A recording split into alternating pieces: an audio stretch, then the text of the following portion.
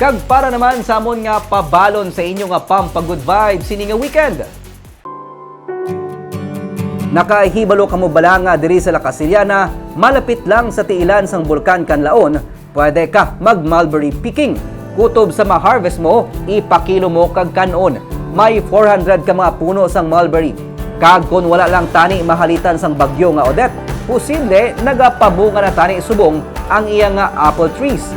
Hilig sang agriculturist ang mga unique nga mga prutas gani ini ang iya gintutukan. Ang iya nga storya sa Sabado sa tripping ni Ruming.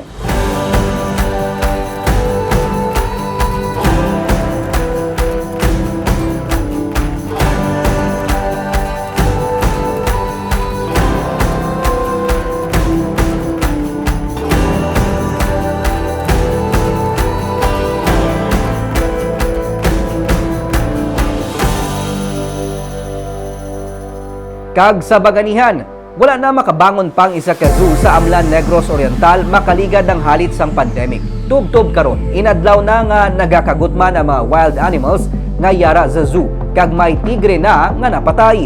Sa bulig sang isa ka Iloy nga call center agent nga taga Dumaguete City, upod ang Animal Welfare Group sa Bacolod, nakapamiyan-piyan sa ginabatyag nga gutom sa mga wild animals ang bulig nga ila na kolekta sa mga donors. Hibalo nato ng ilang istorya sa Baganihan sa Sunday.